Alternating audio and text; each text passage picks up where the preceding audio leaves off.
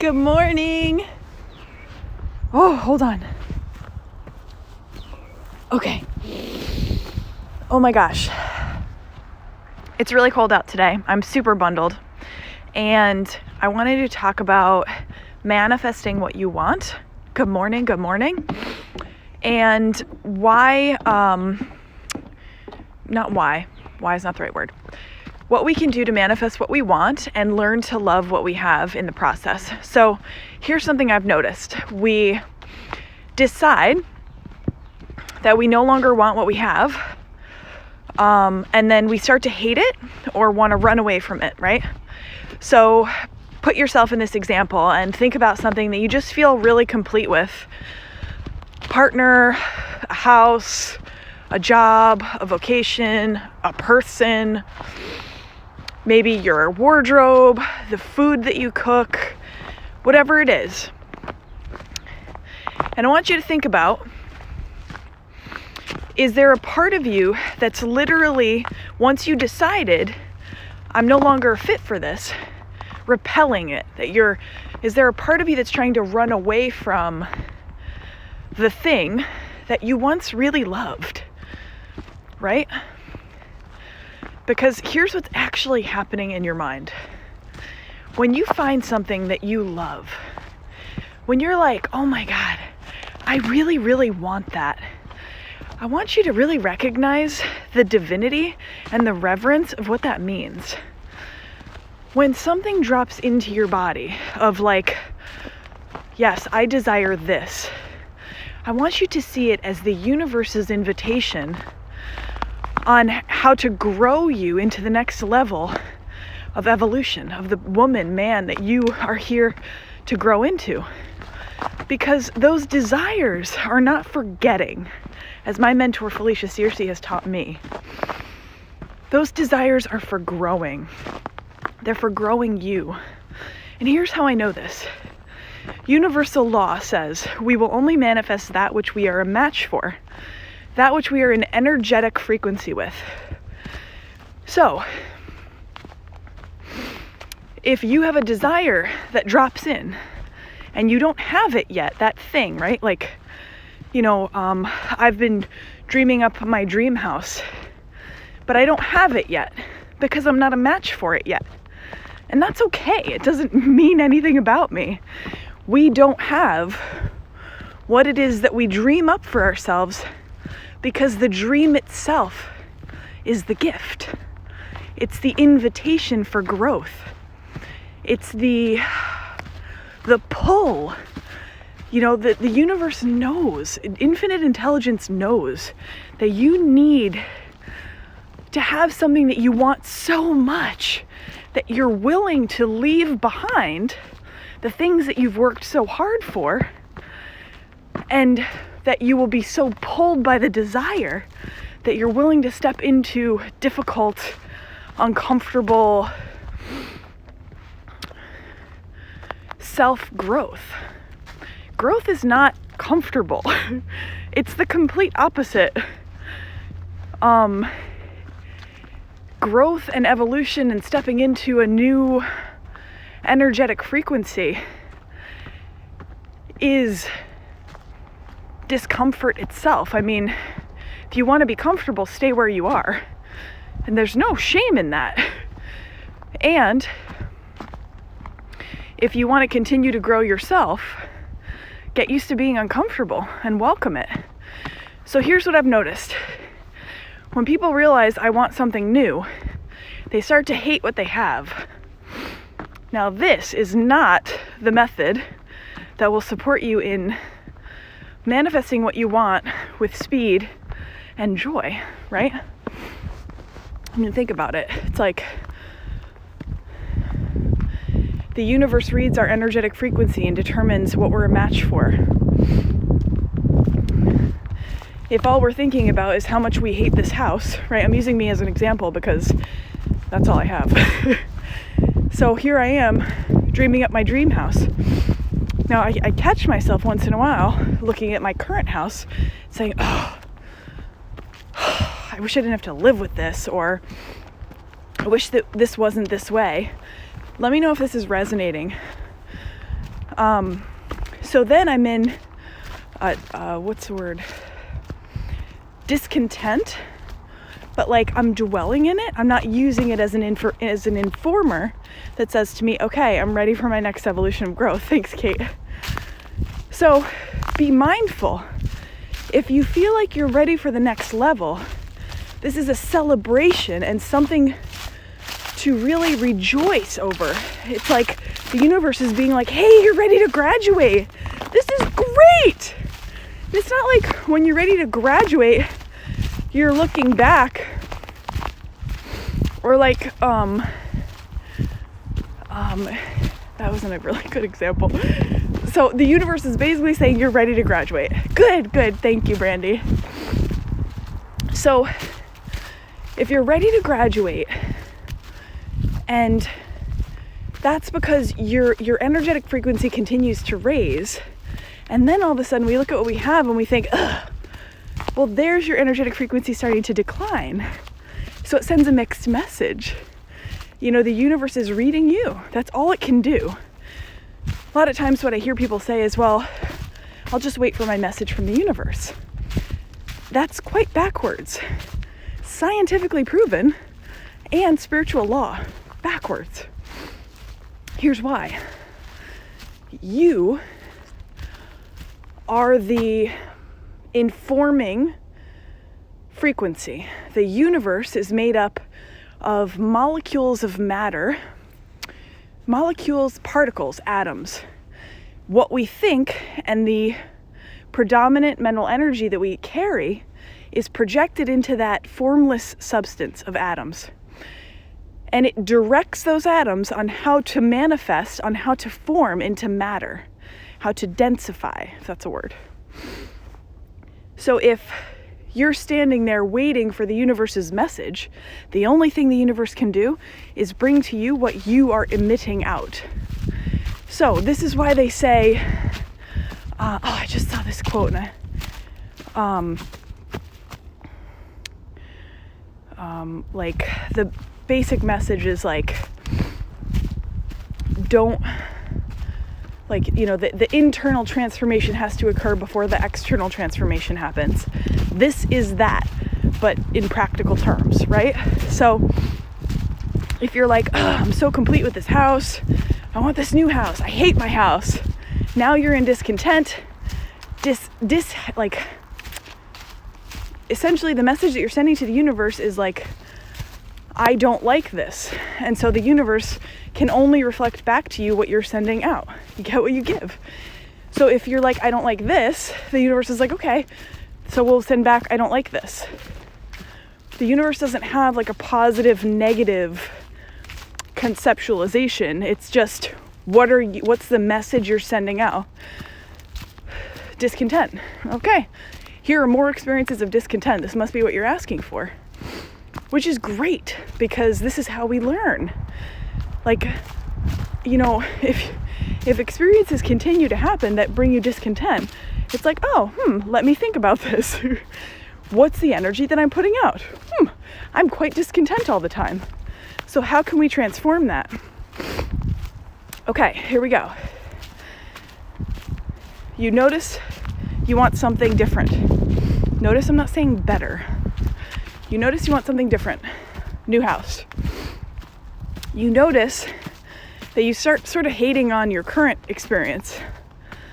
In that noticing, I want you to flip the switch of like reckless abandon and just run towards that thing that you think you hate. Like, God, my house is incredible. I love it so much. It's big, it's spacious, there's so much sunlight. We have this gorgeous backyard. We dug a fire pit last year. It's a fenced in backyard. My dog can just go and run. My plants are everywhere. This home has held us for 7 years.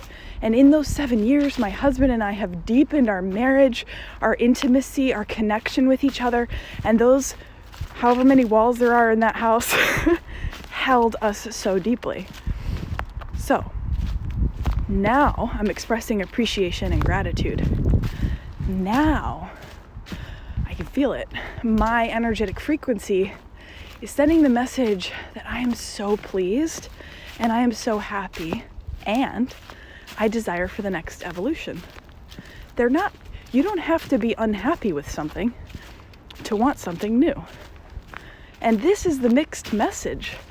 And this is I really want you to get, because as long as you're thinking that way, you're stunting your evolution. You're stunting, what the universe wants to bring to you. How's that feel when you try that on? What is it that you find yourself I want something different. I want something new. And are you finding yourself almost hating on what you currently have? And can you reignite that appreciation and the gratitude, maybe using your memory of when you first had it to inspire you? I remember walking into that house before we bought it. I was on this streak. I was like, all right, I know I want a house. I'm complete renting. This is what I want. And I looked at 3 or 4 houses, all of which ended up selling before I could even make an offer. And then, I don't know, I had the only thing I can call it is this divine urgency. A divine sense of urgency that was go look at these houses. So I printed up a list. I called my real estate agent, Dean and Donna at Reembrace in Old Mystic Village. They're amazing. And I was like, I need you to look at these houses. They were like, okay. So the next day we went around, we looked at one house. I was like, no. Then we stopped at the second house. And this was my house. We walked in through the door. It was bright. The whole house is wood floors throughout. It was spacious. It's up on a hill, which is so nice. It almost feels like you're out of the neighborhood, but enough to be a part of the community, you're still in it. The backyard butts up against state land, so nobody can build behind us. And obviously, I take full advantage of being so close to the woods. So remember that there was a time where the idea of what it is you no longer want was so precious and so great and just lifted you up. And re-embrace that. Let that motivate your renewed appreciation for what you have. Again, this is not because you're going to keep it or because you're going to be stuck with it or because you don't want something new. This is about learning how to use your inherent communication with the universe to your benefit and to the universe's benefit, because all the universe wants to do is support you and give you what you want. We just have to learn how to communicate it. So again, this was the practical breakdown of change your life, change your thoughts. Or no, change your thoughts, change your life. No, yeah, I said it right the first time. If you want to change your life, change your thoughts. Sometimes I feel like spiritual law can be so, God, you could interpret that so many different ways. And one of my superpowers is breaking it down into practical application, because that's important.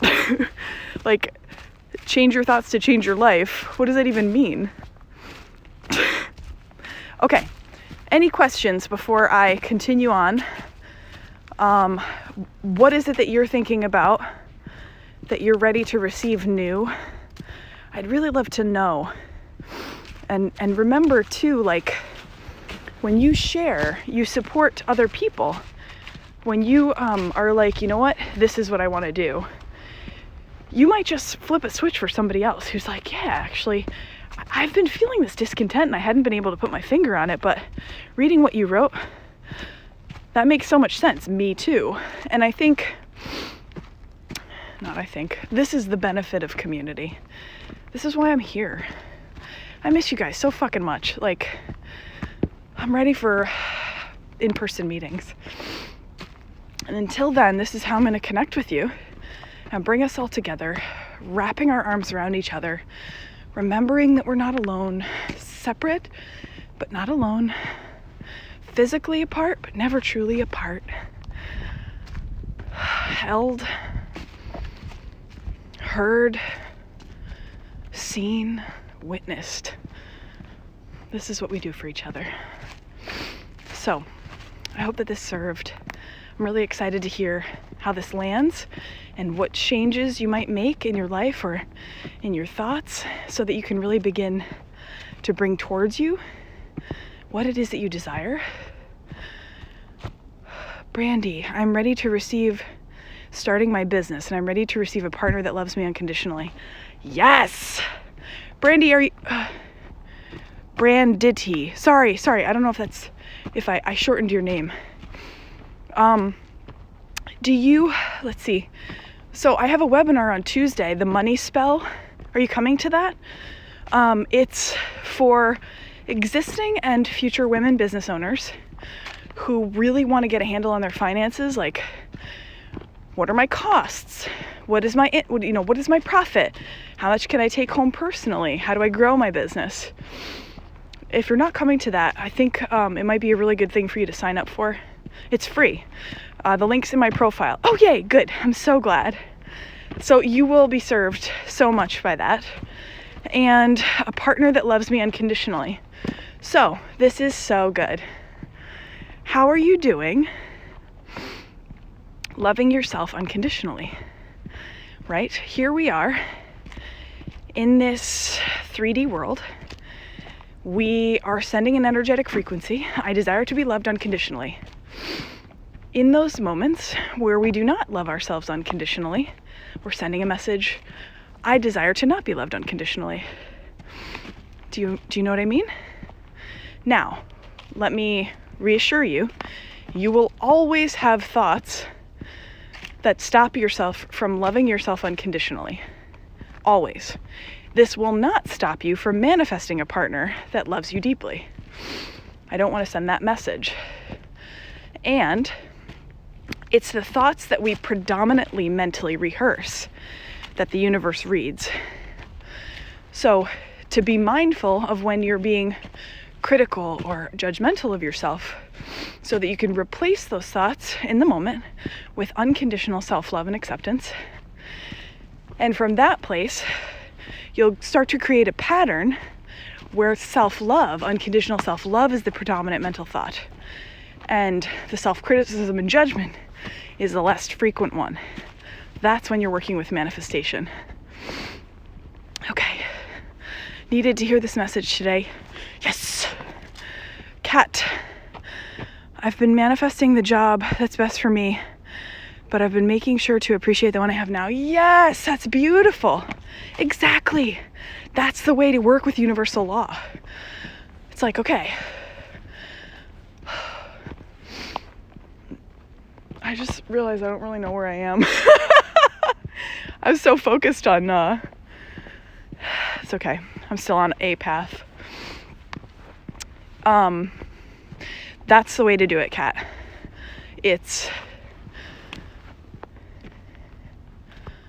I desire the next level and I'm fully present in appreciation for what's here now. This is the true way to manifest. It's crazy how quickly we go to like hating what is.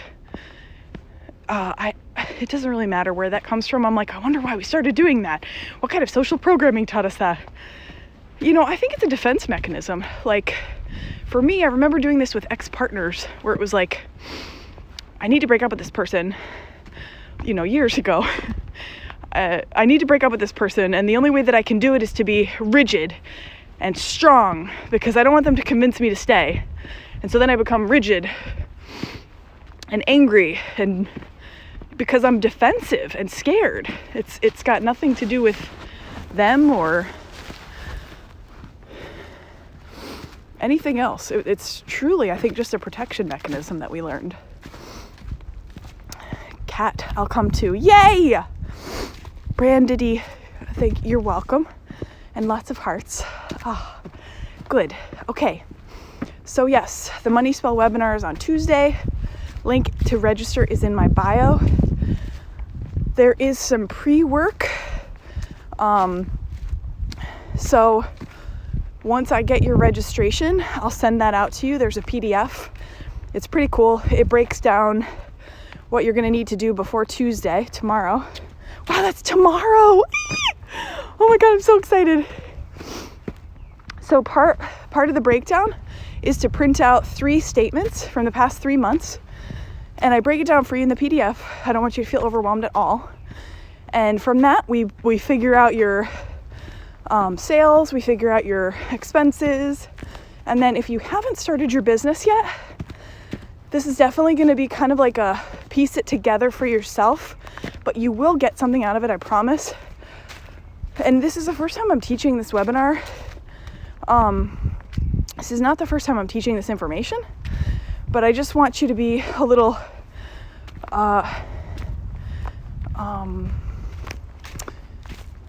understanding that I'm going to do my best to work it.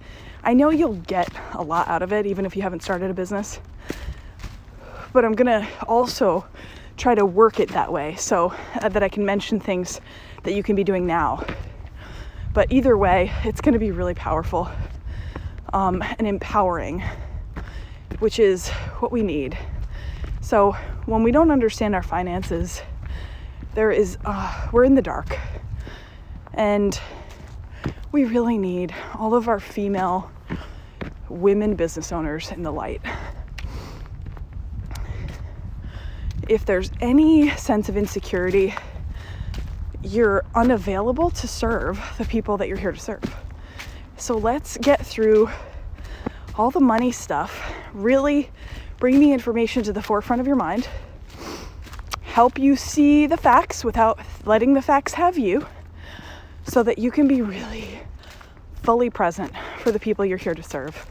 God, what a world we're stepping into when all of the women lay down any of that shame, any of the confusion, embrace their deep inner knowing, and fucking serve. That's a world I'm excited to be a part of. Okay, oh my God, I've come so far, look.